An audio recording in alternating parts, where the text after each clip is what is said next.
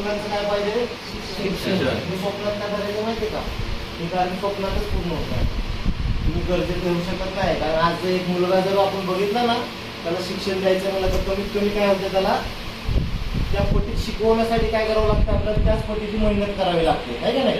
आता पुढे बघितलं की याच्यामध्ये काय आहे, स्वतःजवळ काय पाहिजे? Bank balance. बरोबर आहे ना? आता त्यानंतर पुढे गेलो तिथं कोण विचारलं की साहेब आता काय पाहिजे? भारतात जन्मलोय, मानव म्हणून जन्म घेतलाय, असं कुठं परमेश्वराने सांगितलं की फिरायला जायचं नाही म्हणून?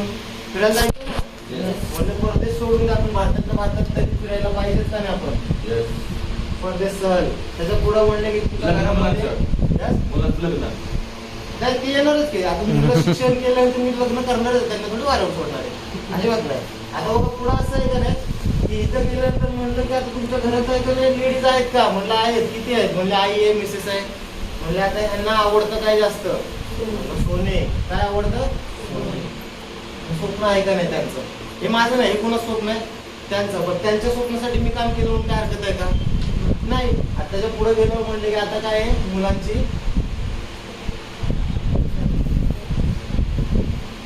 आता म्हटलं की साहेब हे जे स्वप्न असतील ना, ह्याचं बजेट नाही निघत, पण ह्याचं बजेट होतंय का नाही? काय वाटतंय? ह्याचं बजेट होतंय का नाही? म्हणजे काढा बरं बजेट काय होईल जरा. कारण स्वप्न आहे, स्वप्नाचं बजेट असणं गरजेचं आहे का नाही? कारण ते माहिती पाहिजे. जर तुम्ही स्वप्न बघितले त्याचं बजेट ठेवणं आपल्याजवळ माहिती पाहिजे. मग ते बजेट काढलं तर एक आता आम्ही चेक केलंय की ह्या कुळकी एरियामध्ये रिसेंटली सरांनी आता काय केलेलं घर घेतलेलं आहे. सर सांगते 48 लाखाचं घर घेतलंय. बघा 1000 स्क्वेअर फीटचा जर आपण साधारण एक घर घ्यायचं म्हटलं ना, 3500 रुपये कॉस्ट चालू आहे स्क्वेअर फीटची, बरोबर ना? आता एक सरासरीचं बजेट काढलं ना तर 45 ते 50 लाख रुपये लागतात. रिसेंटली सरांनी आता घेतलेले आमच्या, आहे का नाही? त्याच्या पुढे बघितलं तर आहे ना, गाडीचं जर एक बजेट काढलं तर 15 लाखाची गाडी पाहिजे का नाही पाहिजे? त्या पुढे बघितलं शिक्षण जर करायला तर आता पहिलीपासून ते अगदी त्याच्या डिग्री पर्यंत जरी काढलं ना तर एक 10 ते 15 लाख रुपये सहज. बरोबर आहे का? बँक बॅलन्स जर बघितलं ना सर, बँक बॅलन्स काय असावं माहितीये का? कारण जोपर्यंत आपण तरुण आहे तोपर्यंत 2 हाताने एका डोक्याने मेहनत करून आपण व्यवस्थित सेटल राहू शकतो. पण ज्या वेळेला म्हातारपण येतं त्यावेळेला याची गरज पडते का नाही पडते? पडते का नाही? त्यासाठी हा बँक बॅलन्स असावा. पण किती असावा? 20 लाखापर्यंत तरी असावा, हे का नाही? त्याच्या पुढे परदेश सल. मी म्हणतो ना परदेश सल सोडून द्या, भारतात फिरायला जरी गेलो ना तरी आपल्याला किती पाहिजे? जाऊन आले बरेचसे जण जयपूरवाले, आज नाही का? जयपूरचे आमचे जाऊन आलेले आहेत. एका व्यक्तीचा खर्च आहे कमीत कमी 80 ते 90,000 रुपये एका व्यक्तीचा खर्च. ओके. मग फक्त भारतातल्या एकाच ठिकाणी गेलो तर किती गेले? फ्लाईटने गेले, ट्रेनने आले, तिथल्या 7 स्टार हॉटेलमध्ये राहून आले. किती खर्च झाला? एक 70 ते 80,000 रुपये एका व्यक्तीला खर्च झाला. मग मी किती धरतोय? जर 12 महिने जरी काढले तरी 5 लाख, बरोबर आहे ना? एक सरासरी. आता मी म्हणतोय चला लेडीजचं स्वप्न आहे सोनं. किती सोनं पाहिजे आपल्याला? 5-10 तोळं का 5-10 किलो? 5-10 तोळे ना. एक सरासरी जर काढलं ना 5 तोळे किंवा 10 तोळ्याचा हिशोब जरी, तरी 10 तोळ्याचा असा आहे की आता 50-55,000 रुपये सोनं चालू आहे तोळ्याला. 10 तोळ्याचं झालं 5 लाख, बरोबर आहे का? चुकते गणित काय? त्याच्या पुढे गेलो मुलांची लग्न आहे. आता एका मुलाचं लग्न जर करायचं म्हणलं तर कमीत कमी किती जातात ते आत्ताच्या या घडीला? 8-10 लाख रुपये, 15 लाख रुपये जातात ते का नाही जातात ते? आता बघून चालू इथे आपण धरू एक 10 लाख. आता कॅल्क्युलेशन केलं मॅथ्स कच्चं आहे. दवाखाना आहे, दवाखाना राहणार. दवाखाना पण आहे.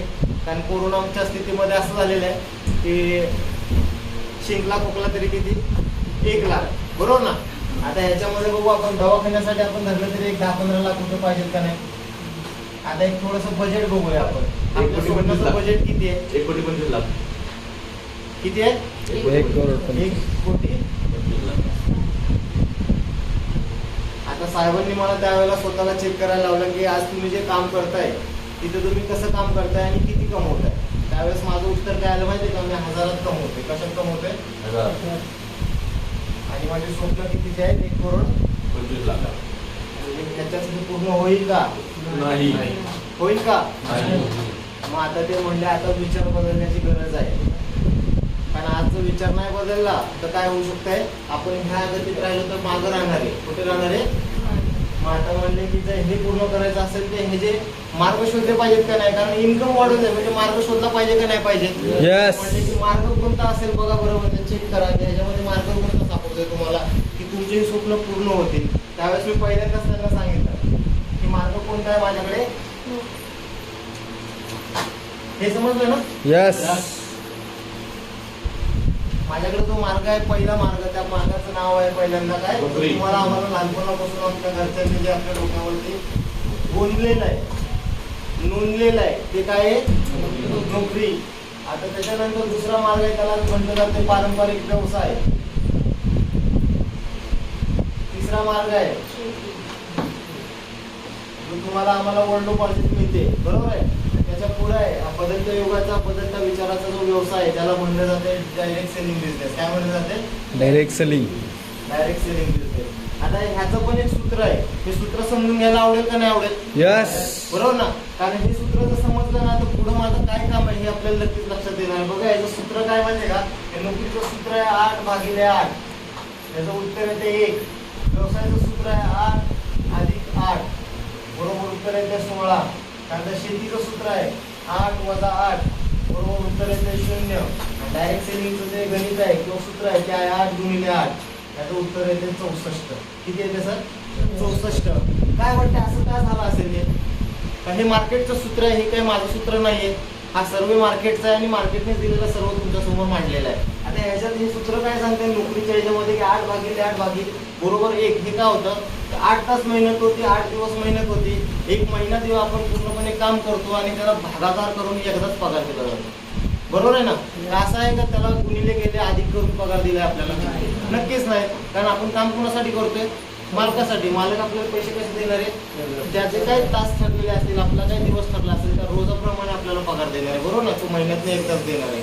आणि नोकरीचं गणित असं आहे ना की 1 ते 10 तारीख आपल्याला कसा असतो खिसा गरम, 10 ते 20 तारीख खिसा कसा होतो नरम, आणि 20 ते 30 तारीख आपण काय होतो बेशरम. होतो का नाही होतो? नोकरीत कोण कोण आहे? मी होतो, त्यामुळे मला माहिती आहे, बरोबर ना. होतो ना बेशरम आपण, कारण मागावेच लागतात. कारण आपल्याला माहिती आहे 20 ते 30 तारखेच्या नंतर परत काय चालू होते, आपल्याला एक गरज चालूच होते, बरोबर ना. त्याच्या पुढे गेलो, व्यवसायाचं गणित 8 + 8 16 आहे. असं का झालेलं आहे? व्यवसाय भांडवलाचं काम करतं, मेहनतीचं काम करतं. या दोघांचं सफल होऊन आपल्याला किती 16 पट इन्कम येतो. किती पट इन्कम येतो? 16 पट. त्याच्या पुढे गेलो बघा, इथे शेतीचं गणित असं दिलं 8 - 8, बरोबर उत्तर 0. का आलं असेल? काय वाटते तुम्हाला? कारण बघा इथं 8 तास शेतकरी मेहनत करतो, 8 दिवस मेहनत करतो, पण इथं उत्तर 0 यासाठी आले कारण शेतकऱ्याला माहिती आहे पीक चांगलं घेणे शेतकऱ्याच्या हातात आहे, बरोबर ना. पण मार्केट शेतकऱ्याच्या हातात, वातावरण शेतकऱ्याच्या हातात. आता एखादा शेतकरी ज्या वेळेला ऊस लावत असेल, बरोबर ना, ऊस लावताना तो काढतो सोसायटी, बरोबर ना. सोसायटी काढतो, त्यानंतर ते काय होते माहितीये का, ज्या वेळेला ऊस जातोय का नाही कारखान्याला त्यावेळेस सोसायटी भरली जाते, त्याच्या हातात काय राहतंय का? आता हे मी असं म्हणणार नाही की प्रत्येकच शेतकरी, ह्याच्यामध्ये मी एक सांगू शकेन की ह्याच्यातले 5% शेतकरी आहे ना वेल सेट आहेत.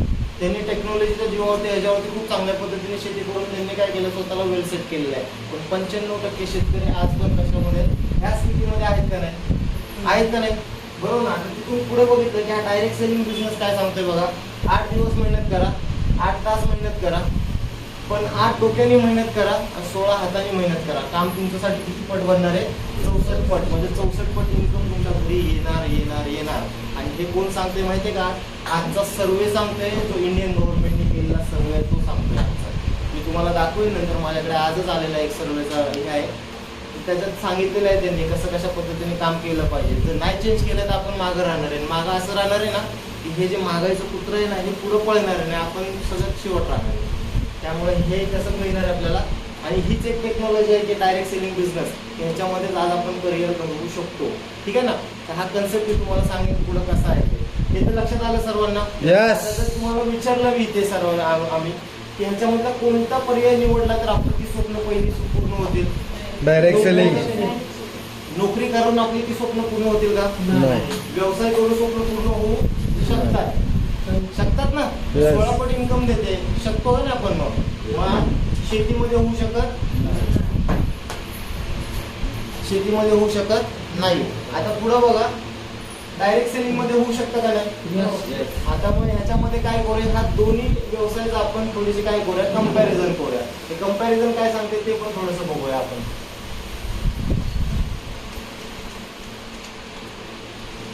बघा, इथं आहे आपला पारंपरिक व्यवसाय,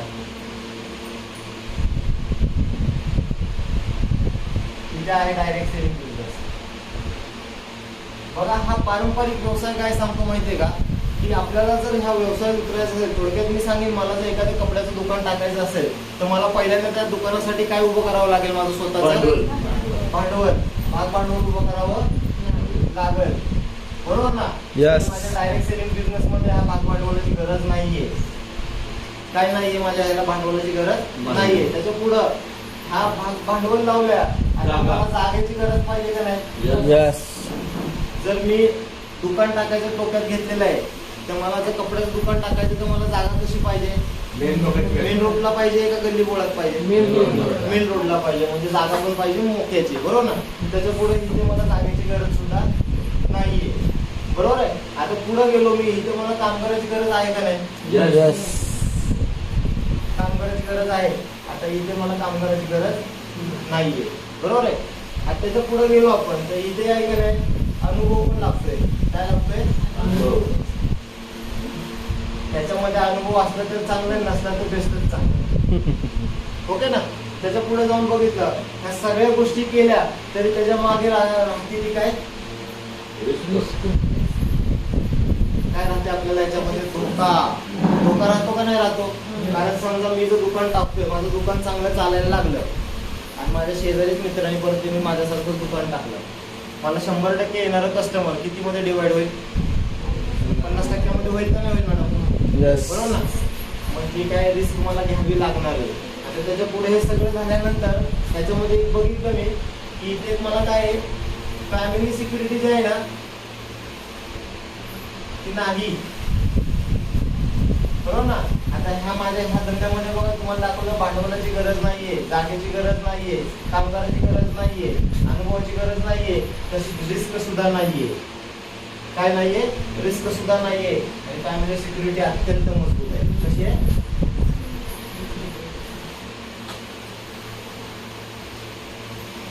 सर वेळ राहील, हा, वेळ राहील. वेळ आहे का? बरं, तेव्हा वेळ पण घेऊया आपण, काय टेन्शन नाही.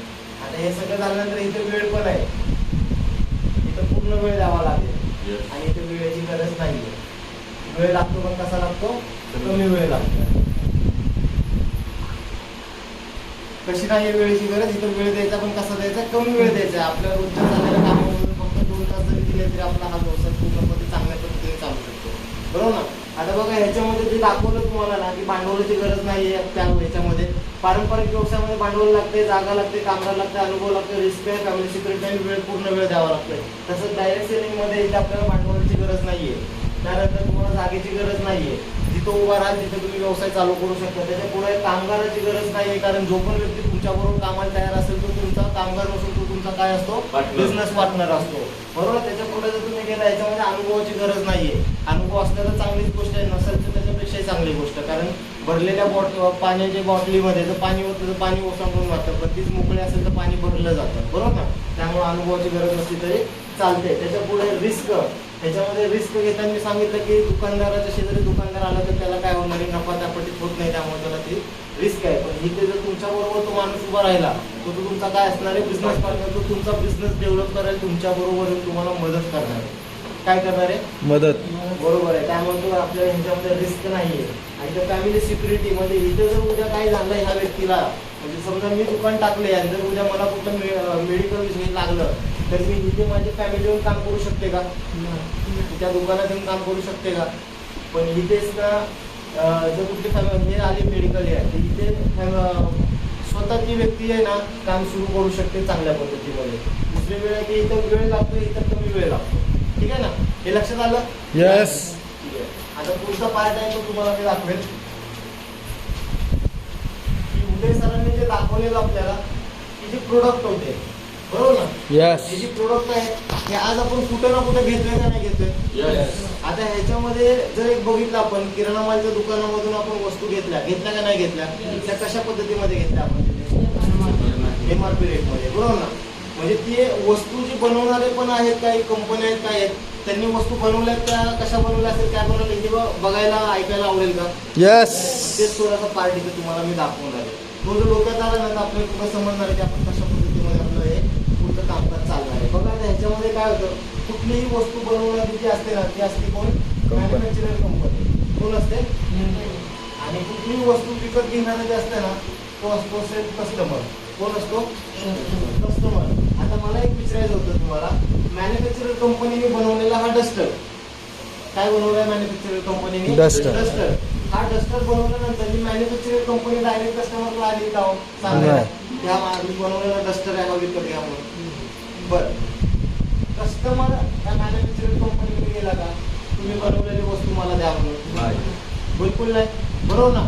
मग हे जे मॅन्युफॅक्चरर कंपनी बनवलेली वस्तू कस्टमरमध्ये पोहोचवण्याचं जे काम करते ना त्याला एक सिस्टम आहे. ती सिस्टम कोणती आहे बघा. हा जो कस्टमर हा जातो रिटेलरकडे, बरोबर आहे? रिटेलर जातो होलसेलरकडे, होलसेलर जातो डीलरकडे, डीलर जातो नॅशनल डिस्ट्रीब्युटरकडे, आणि नॅशनल डिस्ट्रीब्युटर जातो CNF एजंटकडे, बरोबर आहे? आणि हा CNF एजंट आहे ना हा जातो मॅन्युफॅक्चरर कंपनीकडे. लक्षात आलं कशा पद्धतीमध्ये वस्तू आपल्याकडे येते ते? ह्या चेन सिस्टम मधून वस्तू आपल्यापर्यंत येते, बरोबर ना? आता मला हेच सांगायचं होतं की मॅन्युफॅक्चर कंपनीने बनवलेली 30% वस्तू कस्टमरला या सिस्टमद्वारे आल्यामुळे किती रुपयाला बसली? 100% मध्ये बसली, बरोबर आहे ना? Yes. 100% मध्ये जर बसली असेल तर ह्या कस्टमरच्या खिशातला किती टक्के पैसा गेला? 70%. हॅलो, 70%. नवीन किती जण आहेत? तुम्हाला समजतंय मी काय सांगतोय ते? Yes. कारण हे समजलं ना तर पुढे आपला व्यवसाय खूप सोप्या पद्धतीने आपल्याला करता येईल. कारण हे जे काय माहिती आहे का 30% मध्ये बनलेली वस्तू त्या मॅन्युफॅक्चरर कंपनी स्वतःचं सगळं मार्केट वगैरे काढून ही मार्केटला किती टक्क्यामध्ये सेल करायला काढली? 30 मध्ये, बरोबर ना? आता ही ज्यावेळेस काढली त्यावेळेस ही कस्टमर पर्यंत पोहोचली कितीला? 100 रुपये. 100 रुपयाला. आणि ह्याच्यातली किती टक्के रक्कम ह्या सिस्टमला गेली? 70%. कोणाच्या खिशात गेली? कस्टमर. आज मी तुम्हाला विचारतो, आजपर्यंत आपण पैसे शोधतोय कुठे? कुठं शोधतोय? मला एकच सांगा, तर मार्केटमध्ये पैसे असते पैसे कोणाच्या खिशातले जातात? कस्टमर. मार्केटमध्ये कोण आपला पैसे? दुकानदाराकडे का आपल्याकडे? आपल्याकडे. दुकानदाराच्या त्या ह्याच्यावर लिहिलेला असतो, काय लिहिलेलं असतं? ग्राहक हा राजा आहे. राजा आहे का नाही? ते फक्त लिहिलेलं असतं, आहे का नाही? आता मग हे जे आहे का नाही त्या दुकानदाराला माहिती आहे की पैसा कुणाकडे आहे? तुमच्या आमच्याकडे. पण राजा कुणाला बनवले? पण राजाचं राज्य पण कुणाकडे आहे? राजाचं राज्य पण कुणाकडे आहे? कंपनीकडे. तुमच्याकडे, त्या सगळ्यांकडे आहे, बरोबर ना? खरं आहे ना? आलं लक्षात? Yes. बघा ह्याच्यामध्ये असं झालं की 70% अमाऊंट आहे ना, त्यातले 30% अमाऊंट जे आहे ना ती यांना दिली. ही जी सगळे सिस्टम जी काम करते ना यांना दिली. किती दिली यांना? 30%. बघा इथे मी एकदा दाखवतो तुम्हाला. तुमचं माझ्या खिशात गेलेले 70%, त्याच्यातले 30% अमाऊंट त्या चेन सिस्टमला दिले. कुठल्या? हे जे काम करतात यांना दिले. शिल्लक किती राहिले?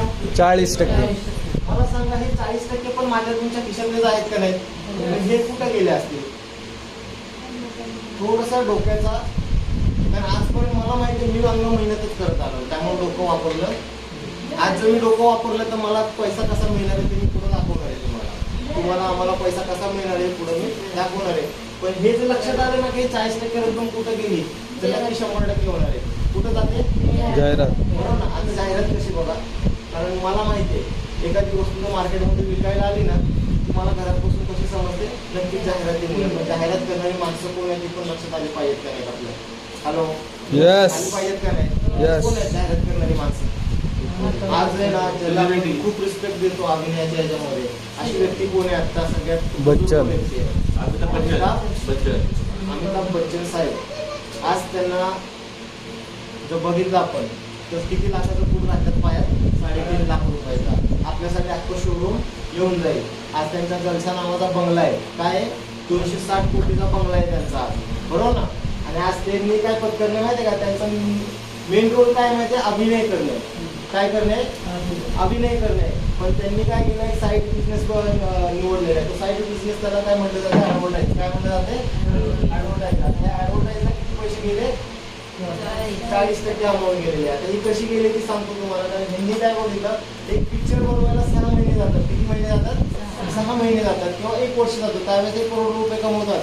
पण ह्या ऍडव्हर्टाईज इंडस्ट्रीमध्ये त्यांना काय मिळालं माहितीये का, लाखापासून ते करोड रुपये कमवण्याची संधी मिळाली. कशी मिळाली, फक्त ऍडव्हर्टाईज करून. आज मी विचारलं तुम्हाला की मॅडम आपल्याकडे एक कन्सेप्ट आहे, त्यामध्ये तुम्हाला ऍडव्हर्टाईज करायची आहे, तुम्हाला आवडेल का? का आवडेल, कारण आम्ही तर 25 करोड रुपये कमवतात म्हणून. नक्कीच. हे समजलं म्हणजे भरपूर समजलं आपल्याला, बरोबर ना. आता याच्यामध्ये बघा असं झालं, ह्या सिस्टम मध्ये खोटं बोलून पैसे कमवले जातात. कसं बोलून, खोटं बोलून. कारण काय माहितीये का, ऐश्वर्या राय मध्ये यांच्या सुनबाई त्या काय सांगतात आता, माझ्या सुंदर त्वचे जरा लक्स सुंदर त्वचा लक्स. श्रीलंकेत नाही का जाणार? आफ्रिकेत जाईल का नाही जाईल, 100%. मग आज मला सांगा, जर ती लोक खोटं बोलून जर पैसे कमवत असतील तर स्वतः लावत असतील का लक्ष? तुम्हाला आम्हाला लावायला सांगितलं काय? आज बघा हे काय झालेलं आहे, ह्या सिस्टम प्रमाणे आपली कंपनी पण काम करते. त्या कंपनीचं नाव आहे MI Lacton marketing global private limited. कारण काय माहितीये का, सिस्टमच्या डोक्यात आलं, त्या सिस्टमच्या मनात आलं की आज ह्या पृथ्वी तलावरच्या भारत देशामधल्या सातारा जिल्ह्यामधल्या महाराष्ट्र राज्यातल्या सातारा जिल्ह्यामधल्या फलटण तालुक्यामधल्या असे काही व्यक्ती आहेत की त्यांना त्या सिस्टमने काय बनवलेलं आहे, आज करोडपती. अशा ह्या करोडपतीच्या संख्येमध्ये बरेचसे लोक आलेले आहेत. त्याच्यामध्ये पहिले आज आमच्या सातारा जिल्ह्यातले फलटण तालुक्यातले डायमंड एक्झिक्युटिव्ह आहेत महागुरु दत्तात्रय कदम साहेब. त्याच्यानंतर टू आयडिया संजय वागळे साहेब. आज हे काय झालेलं आहे, या सिस्टमच्या माध्यमातून करोडपती, बरोबर आहे ना. यस. बघा मी तुम्हाला सांगेल की ह्या सिस्टम मध्ये करोडपती बनते कसं आपण, ते थोडं तुम्हाला इथे मी दाखवेल. हे मॅन्युफॅक्चरिंग कंपनीमध्ये हा 30% माल आहे ना, सेम पोर्शन मध्ये आपण घ्यायचा आहे. कंपनी इथे मध्ये येते आपली मायलाईट कंपनी. कोण येते, मायलाईट कंपनी. या कंपनीमध्ये काय होते, हा 70% पैसा जो इथे जातोय का नाही, हा 70% पैसा ही मायलाईट कंपनी स्वतःकडे घेते. त्याच्यातलं फक्त 10% अमाऊंट जे आहे ना, ती स्वतःच्या मॅनेजमेंटसाठी ठेवते. राहिलेले जे 60% अमाऊंट आहे ते अशा व्यक्तींना देते की ज्यांना स्वतःचा विचार बदलायचा, स्वतःचा करिअर घडवायचं, अशा लोकांना देते. म्हणजे कोणाला देते की इथे तुम्हाला आम्हाला देते तर आज विचार बदलण्यासाठी ह्या हॉलमध्ये आणले. इथे फक्त सिस्टमने काय केलं की ह्या सर्वांनी जे नाव दिलेलं तुम्हाला आम्हाला कस्टमर, त्यांनी फक्त ह्या नावाचा फेरबदल केला. इथं बनवलं तुम्हाला आम्हाला डिस्ट्रीब्युटर. कारण मार्केटने आजपर्यंत कस्टमर बनवलं म्हणजे काय केलेलं आपल्याला माहिती आहे का, कस्टमर मोर या लोकांची काय कर पोटवर. पण या सिस्टमने काय केली, ही सिस्टम पूर्णपणे बंद करून टाकली. आपल्या मायलॅब सिस्टमने काय केली, ही सिस्टम बंद केली. हे मायलॅब सिस्टमने काय केलं की हा 70% पैसा स्वतःकडे घेतला, 10% मॅनेजमेंटसाठी ठेवला आणि 60% पैसा काय केला, हा पुन्हा अशा लोकांना दिला की ज्यांना विचार बदलायचा त्याला बनवून टाकलं डिस्ट्रीब्युटर बनवल्यानंतर त्यांची स्वप्न पूर्ण होतात का नाही, माझा तुमचे आमचे होतील का नाही होतील, यस. बरोबर ना. बघा मग हे या पद्धतीमध्ये मार्केटचा काय सिस्टम काम होते, बरोबर ना. आता मला एक सांगा की ह्या पद्धतीने आपण काम केलं तर आपलं होईल का नाही होईल. आता हे झालं डायरेक्ट सिलेक्टेड कन्सेप्ट, ठीक आहे ना. आता पुढे मी तुम्हाला दाखवेल की हे आता पाहिल्यानंतर लक्षात राहील की हे सगळं दाखवलं पण ऍक्च्युअली मला करायचंय काय, हे डोक्यात आलं का नाही आलं, बरोबर ना. बघा आता इथे मी तुम्हाला दाखवेल की तुम्हाला काय करायचंय, विचार बदलायचा म्हणजे काय करायचंय. आजपर्यंत तुम्ही किराणा मालच्या दुकानामध्ये खरेदी केली का नाही केली, आजवर करतोय का नाही करतोय आपण, बरोबर ना. तीच खरेदी फक्त एकदा काय करायचे, विचार बदलायचा म्हणजे दुकान बदलायचे. काय बदलायचे, दुकान. दुकान बदलल्यानंतर आपल्याला फक्त एकदा, किती वेळा, एकदा विचार बदलून इथे 10,000 रुपयाची खरेदी करायची. किती हजाराची, 10. ती पण कशी भेटणार आहे तुम्हाला 10,000ची खरेदी, डिस्ट्रीब्युटर प्राइस मध्ये. कशी बसणार आहे, डिस्ट्रीब्युटर प्राइस मध्ये. ज्याचा MRP जर काढला आपण तर तो बसणार आहे आपल्याला 13,000 रुपयाला. केवढ्याला बसणार आहे, 13. मार्केट रेट प्रमाणे घ्यायला गेलो तो आपण कसं घेणार आहे, 13,000ला. पण तेच जर आपण 10,000 म्हणजे डिस्ट्रीब्युटर प्राइस मध्ये घेतलं तर आपल्याला कसं बसतं, 10,000 मध्ये, बरोबर आहे. आता 10,000 तुम्ही ज्या डिस्ट्रीब्युटर म्हणता तुमच्या जागेवरती वाचले किती, 3,000 वाचले ना. आता ह्याच्यामध्ये मी दुसरं दाखवेल तुम्हाला की तुम्हाला खरेदी केल्यानंतर आजपर्यंत मार्केटमध्ये व्यवसाय करण्याची संधी कोणी दिलेली आहे का? नक्कीच नाही.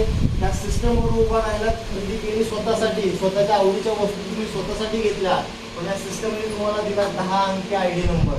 किती नंबर दिला? 10 अंकी आयडी नंबर, म्हणजे व्यवसाय करण्याची संधी दिली तुम्हाला. बरोबर ना? आता त्याच्या पुढे गेलो आपण, त्याच्या पुढे गेल्यानंतर बघूया की ह्याच्यामध्ये काय आहे की 9 प्रकारचे इन्कम करण्याची संधी पण आहे.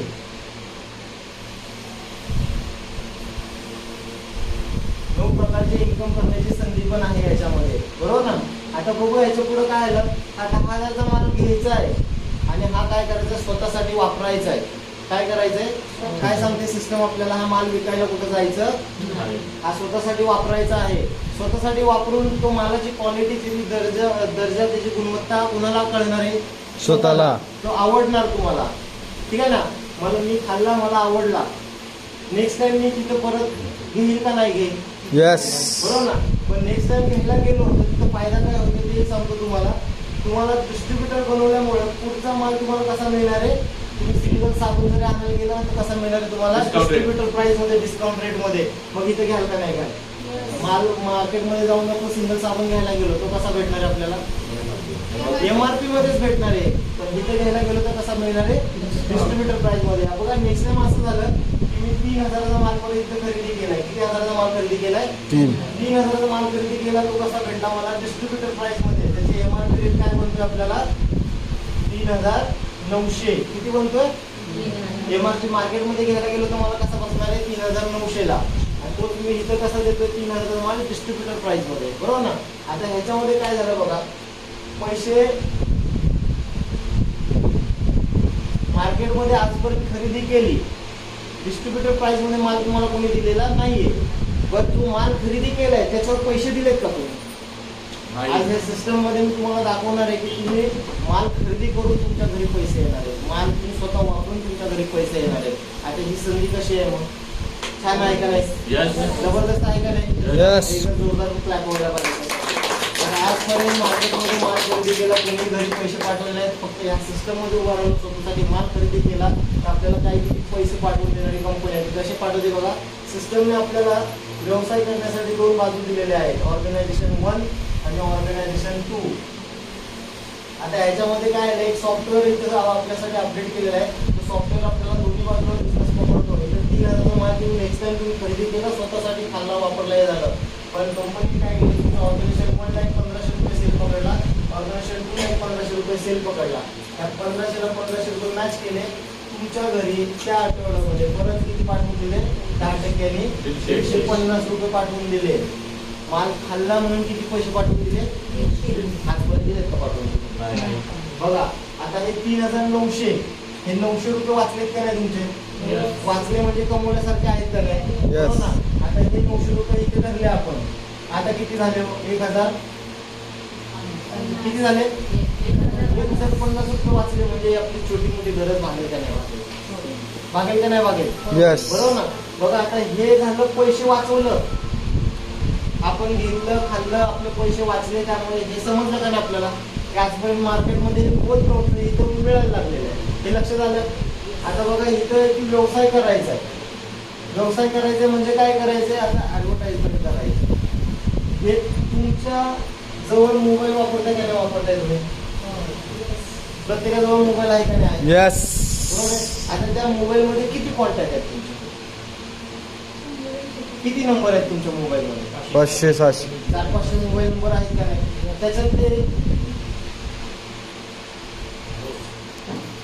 त्याच्यामधले 20 नंबर फक्त आपल्याला पाहिजे. किती पाहिजे?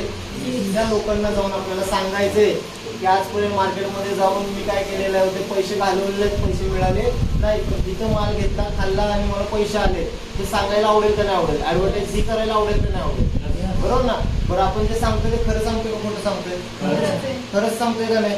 बरं खरं सांगायला लाज असली पाहिजे का? नक्कीच नाही. बघा आता ह्याच्यामध्ये असं झालं की तिथल्या आपण 10 माणसांना भेटलो. किती माणसांना? आणि तिथल्या पण एक 10 माणसांना भेटलो, म्हणजे 20 जणांचे कॉन्टॅक्ट नंबर होते आपले. त्या 10च्या माध्यमातून तुमच्या ऑर्गनायझेशन 1 ला किती माणसं आली? 2 जण आले. आणि इथे किती आली? 2 जण आले. त्या दोघा जणांनी 5-5 हजाराची खरेदी केली. कितीची? आता इथे समजा 10,000चा सेल आलाय तुम्हाला आणि इथे पण किती आला सेल? बरोबर आहे. त्या 10,000च्या खरेदीला 10,000च्या मॅच केलं तुमच्या अकाउंटला, ऍडव्हर्टाईज केली, त्यामुळे तुम्हाला किती मिळाले? किती मिळाले? 1,000 रुपये. आता हे 1,000 रुपये तुम्हाला मिळाले का नाही मिळाले? आता नेक्स्ट टाइम असं झालं, तुम्ही काम केलं म्हणून तुम्हाला किती मिळाले? आता असं झालं की ह्या 10 लोकांना तुम्ही, त्या दोघा माणसांना तुम्ही तुमचा आलेला चेक दाखवू शकता का? नाही शकत. पण हा चेक दाखवल्यानंतर ते काही नाही म्हणतील का? त्यांच्याकडे माणसाची लिस्ट आहे नाही, काय म्हणतील तुम्हाला? आहे म्हणतील ना. बघा आता असं झालं की ह्यांनी पण काय केलं, 10 माणसांची लिस्ट तुमच्याजवळ दिली. त्या 10 माणसांच्या माध्यमातून ह्यांनी पण एका व्यक्तीला 10,000चा सेल करायला लावला आणि यांनी पण 10,000चा सेल करायला लावला. बरोबर आहे. आणि यांनी पण काय केलं, इकडं 10 माणसांना 10,000चा सेल करायला लावला, त्यांना पण 10,000 सेल करायला लावला. आता ह्याच्यामध्ये बघा, ह्या 10ला 10,000 मॅच झाले, ह्या 10ला 10,000 मॅच झाले. इथे त्यांच्या अकाउंटला इथे किती आले? 1,000 रुपये. बरोबर आहे. आणि यांच्या पण अकाउंटला किती आले? 1,000 रुपये. आता मला सांगा, त्यांना 1,000 रुपये कमवून दिले म्हणजे तुम्हाला वाईट बोलतील का? त्यांना 1,000 रुपये कमवून दिले म्हणजे तुम्हाला वाईट बोलतील का? नक्कीच नाही. बरोबर ना. आता कंपनीने काय बघितलं बघा, इथे तुमच्या ऑर्गनायझेशन 1ला इथे कितीचा सेल आलाय? 20,000चा. आणि ऑर्गनायझेशन 2ला 20,000चा सेल आलेला आहे. बरोबर आहे ना. त्या 20,000ला 20,000 मॅच करून कंपनीने परत तुमच्या अकाउंटला किती पाठवून दिले? आता मला हे विचारायचं आहे, एक व्यक्ती काम करतो आणि एक व्यक्ती काम करून घेतो, करिअर कोणाचं बोलतो? काम करून घेणारच. बरोबर ना. पहिला पार्ट कंपनीने दिला तुम्हाला काम करण्याचा, तुम्हाला किती आले? 1,000. नंतरचा पार्ट दिला कंपनीने तुमच्याकडे काम करून घेण्याचा, किती पैसे आले? माहिती करिअर घडेल का नाही? यस. बरोबर ना. आता हे सगळं बघितल्यानंतर माझी बुद्धी खूप फास्ट चाललेली आहे. माझ्या डोक्यात काय आलं की हे गोळे वगैरे दाखवले, ही आहे चेन सिस्टम. काय आहे? Chain system. चेन सिस्टम आहे. आता ही चेन सिस्टम आहे तर त्यांनी मला दाखवलं चेन अशी असते का नाही, त्याच पद्धतीत असते का नाही. या चेनची ही कडी तोडली, ही तोडली, ही तोडली, चेन चालेल का? थांबेल. तर मी सांगितलं की मी जो दाखवतो हा सिस्टम आहे नो चेन सिस्टम. कसा आहे? No chain system. कारण काय होतंय बघा, इथे ज्या वेळेला कालावधी घालवलेला आहे, हा यस.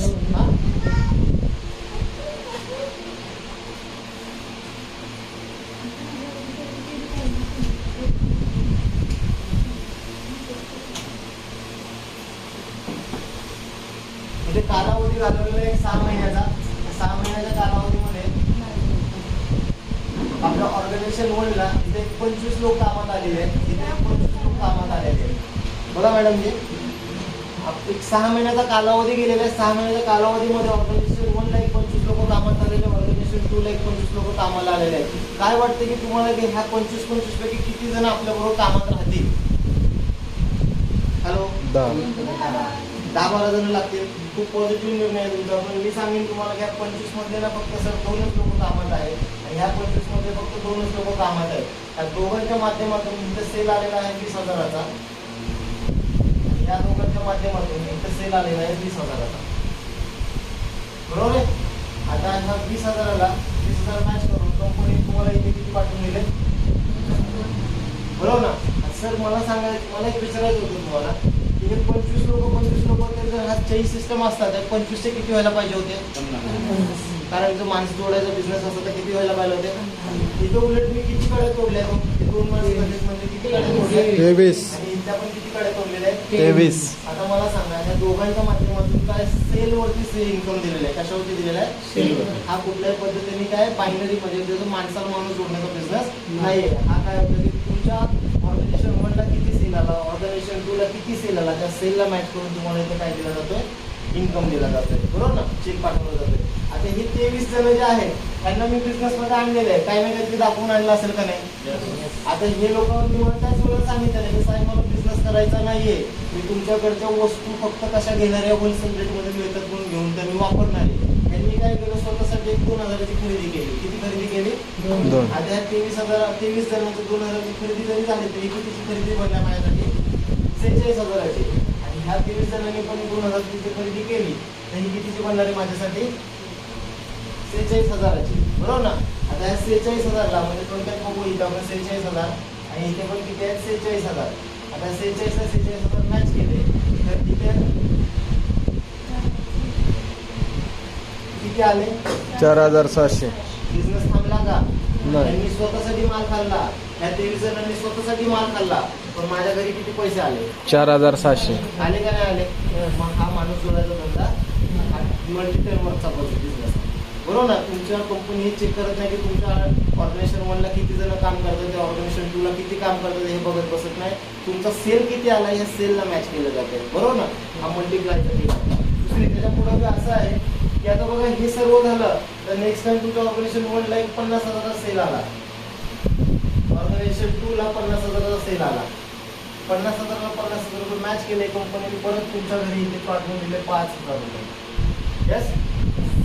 तर नेक्स्ट टाइम असं झालं की ते 1 लाखाचा सेल झाला. एक 6 महिने, 8 महिने, 10 महिने परत होऊन गेले. ह्याच्यामध्ये काय आलं, 1 लाखाचा सेल तुमच्या ऑर्गनायझेशन 1ला आला, ऑर्गनायझेशन 2ला 1 लाखाचा सेल आला. इथे परत आपल्या अकाउंटला किती आले? कारण हे कसे येतात आपल्याला 10%. कसे येतात हे? कसे येतात आपल्याला? 10%. डिस्ट्रीब्युटर पासून ते अगदी सिनियर रँक पर्यंत जे पण काम करतात ते त्यांना सगळ्यांना एकच स्ट्रक्चर ठेवलेलं आहे. किती पर्सेंटचं ठेवलेलं आहे? 10%च ठेवलेलं आहे. बरोबर ना?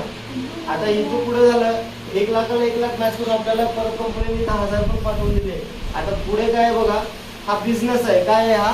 बिझनेस. काही कुठलीही पॉलिसी नाहीये, कुठलीही कोणती स्कीम नाहीये, आपली इन्व्हेस्टमेंटची स्कीम नाहीये. बरोबर ना? बिझनेस आहे म्हटल्यानंतर अपडाऊन होईल का नाही होईल? यस. होईल ना? आता नेक्स्ट टाइम असं झालं बघा, इथं या ऑर्गनायझेशन 1ला इथं 5 लाखाचा सेल आला आणि ऑर्गनायझेशन 2ला इथं आला 8 लाखाचा सेल. कितीचा सेल आला? 8 लाखाचा सेल. आता काय वाटतंय ह्याच्यात कसं काय मॅचिंग होईल? आपल्याला इन्कम कसा येईल आणि हे मॅचिंग कसं होईल? Minimum amount. बघा आता मी सांगेन तुम्हाला सर, त्या 8 लाखामधले 5 लाख राहिले किती इथे शिल्लक?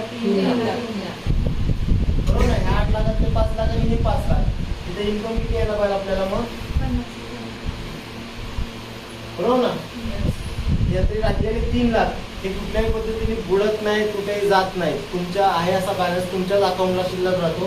तो फक्त केला जातो कंपनीच्या मार्फत कॅरी फॉरवर्ड. काय केला जातो? तुमचा इन्कम हा जो तुमचा बिझनेस आलेला आहे हा तुमच्याच अकाउंटला शिल्लक राहतो. तसा कुठेही जात नाही.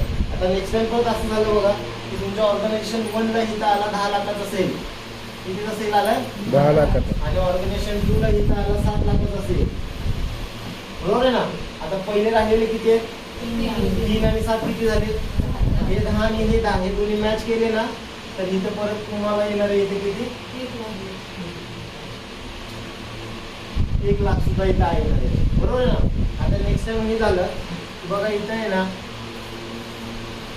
21 लाखाचा सेल आला आणि इथे सुद्धा किती आला? 21 लाखाचा सेल आला. आता कंपनीने 21 लाख मॅच केले. आपल्याला त्या आठवड्यामध्ये कंपनी परत किती पाठवून दिले? बरोबर आहे ना? आता हे 2,10,000 घेणारे व्यक्तिमत्व मी तुम्हाला मग असेच दाखवले. कोण आहे?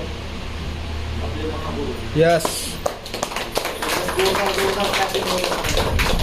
कारण आजकालचा इन्कम आहे एका आयडीला 2,10,000 असे त्यांचे 2 आयडी 2,10,000 सिलिंग रेंज आहे. म्हणजे आज महिन्याचा इन्कम आहे त्यांचा 16 लाख रुपये. किती आहे? 16 लाख. दर आठवड्याला किती येतात ते त्यांचं? 4,80,000 4,20,000. बरोबर आहे ना? 2 आयडीचा. यस. 4,20,000 त्यांचा इन्कम येतो. आता बघा इथे हे लक्षात आलं की 21 लाखाला मॅचिंग केले तर आठवड्याला किती येणार आहे? इथे 2,10,000 रुपये येणार आहेत. आता पुढे बघूया. आपल्या ऑर्गनायझेशन 1ला इथं आला 50 लाखाचा बिझनेस आणि ऑर्गनायझेशन 2ला इथे किती आलाय? 50 लाखाचा बिझनेस. आता कंपनीने आपल्याला किती दिला पाहिजे? तो 10%. नक्कीच 5 लाख द्यायला पाहिजे. बरोबर ना? पण आपल्याला कंपनी देत नाही. काय कारण असेल? आता जिथे आपला बिझनेस बनलाय द्यायला पाहिजे का नाही? पण देत नाही. त्याचं कारण असं आहे ना की हा 50 लाखाचा बिझनेस हा तुम्ही एकट्याने आणलाय का? नक्की नक्कीच तुमच्या टीम मधून काम बनल्यामुळे हा 50-50 लाखाचा बिझनेस आलेला आहे, बरोबर ना. आता त्यामुळे कंपनीच्या लक्षात आलं की कुठं जाऊन पैसे थांबवायला पाहिजे, कुठपर्यंत पैसे द्यायला पाहिजे. तर हे पैसे जरी असेच्या असे 5 लाख जर तुम्हाला दिले असते तर आज 2013 मध्ये कंपनी स्टार्ट झालेली आहे, बरोबर आहे. 2015लाच बंद झाली असते. तर एकाच माणसाला जर एवढे पैसे दिले असते ह्या लोकांनी कामं केली असती का? नक्कीच 100% 2013ला चालू झालेली कंपनी 2015ला. ह्या सिस्टममुळे आज मार्केटच्या कंपन्या निघून जातात, पळून जातात, बरोबर ना. आपली कंपनी आज पण नंबर 1 पोझिशनला भारताच्या नेटवर्क इंडस्ट्रीमध्ये नंबर 1 पोझिशनला आज काम करतो, ठीक आहे ना. असं एका जोरदार परत एकदा क्लॅपिंग होत आहे. बघा हे की 2,10,000ला सिलिंग कॅपिंग केलेलं आहे की ह्याच्या पुढे पैसे कंपनी वाटत नाही, बरोबर ना. 2,10,000 ही जी अमाऊंट आहे ना ती कशी आहे माहिती आहे का? बाउन्स करणारे अमाऊंट. कशी आहे? बाउन्स करणारे. कारण 10,000 15,000 ठीक आहे, मान्य होते. 2,10,000 काय होते ते बाउन्स होते, बरोबर ना. आता बघा घेणारी माणसं तुम्हाला दाखवली, बरोबर ना. आता ह्याच्यातला जो दुसरा पार्ट आहे ना हा काय सांगतो बघा मला की ह्याच्यामध्ये पॅसिव्ह इन्कम आहे आणि ऍक्टिव्ह इन्कम आहे. आता ऍक्टिव्ह आणि पॅसिव्ह इन्कमचं काय आहे ते थोडंसं मी तुम्हाला व्यवस्थित दाखवतो. ऍक्टिव्ह इन्कम म्हणजे काय की आज आम्ही जे जॉब करतोय किंवा व्यवसाय करतोय हा काय झाला ऍक्टिव्ह. म्हणजे आपण स्वतः तिथं जाऊन काय करतोय, कार्य करतोय, काम करतोय म्हणून तो बनतो आपल्यासाठी इन्कम ऍक्टिव्ह मध्ये. पण पॅसिव्ह इन्कम कशाला म्हणायचं ते दाखवतो तुम्हाला.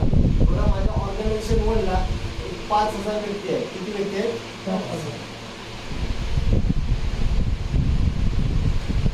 आणि ऑर्गनायझेशन 2ला 5,000 व्यक्ती आहे, बरोबर आहे. त्या 5,000 व्यक्तीमध्ये फक्त 500 लोक असे आहेत की स्वतःसाठी फक्त 1,000ची खरेदी करतात. किती लोक आहेत असे? 500. त्या 5,000 माणसांमध्ये पण 500 लोक असे आहेत की स्वतःसाठी 1,000ची खरेदी करतात. म्हणजे हा बिझनेस माझ्यासाठी बनतोय कितीचा? 5 लाख रुपयाचा. आणि इथे माझ्यासाठी कितीचा म्हणला परत? 5 लाख रुपयाचा. म्हणजे ऑर्गनायझेशन 1ला 5 लाखाचा झाला, ऑर्गनायझेशन 2ला 5 लाखाचा झाला. ह्याचे 10% मी जर काढला तर मला किती आले सर? किती आले? 50,000. ते 50,000 जे आहेत ना सर हे मला आले. आता बघा हा पॅसिव्ह इन्कम झोन कसा होतो की इथे जर मी आहे आणि मला काही मेडिकल लागलं, म्हणजे मी जर कुठल्या मेडिकल इश्यूमुळे घरी राहतो वर्ष 2 वर्ष 3 वर्ष किंवा 6 महिने 8 महिने त्यापेक्षा जास्त काही, तर सर हा येणारा जो इन्कम आहे ना हा कुठेही थांबत नाही. आणि माणसं दागण्यासाठी थांबतील का? पेस्ट साबणावरती थांबतील का? हे थांबतील का स्वतःसाठी काय वस्तू घ्यायच्या? म्हणजे हे याची खरेदी एवढी होणारच का नाही? हा इन्कम सुद्धा मला येणारच. त्याला म्हणलं जातं पॅसिव्ह झोन, बरोबर आहे ना. हा इन्कम मला मिळणार आणि मिळतच राहणार. आता ह्याच्या पुढचा जो पार्ट आहे ना तो तुम्हाला दाखवतो नॉमिनी फॅसिलिटी. मी ते तुम्हाला मगाशी दाखवलेलं की फॅमिली सिक्युरिटी आपल्या व्यवसायामध्ये अत्यंत मजबूत आहे. ही कशा पद्धतीमध्ये आहे बघा. हे नॉमिनी फॅसिलिटीमध्ये इथे मी आहे स्वतः,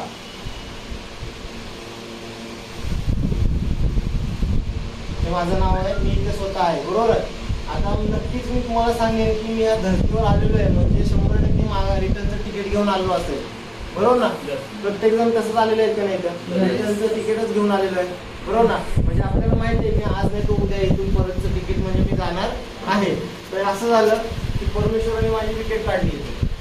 काय काढली? आता इथे हे लोकांचा साबण लावणं, ब्रश करणं, पेस्ट लावणं हे बंद होणार नाहीये. हा इन्कम थांबणार नाहीये, पण हा इन्कम मला मिळत राहणार आहे. आता मी इथे नाहीये तर कंपनीने काय केले माहिती का? हा बिझनेस माझ्या पत्नीच्या नावावरती ट्रान्सफर केलेला आहे. कोणाच्या नावावर ट्रान्सफर केलेला आहे?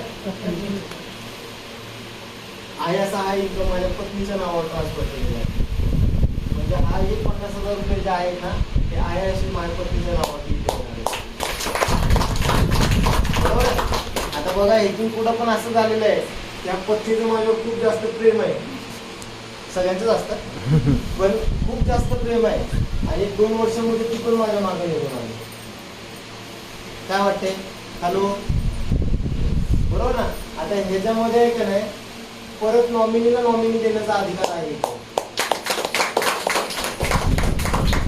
हे 50,000 रुपये हे कुणाला जाणार आहेत परत? आपली मुले.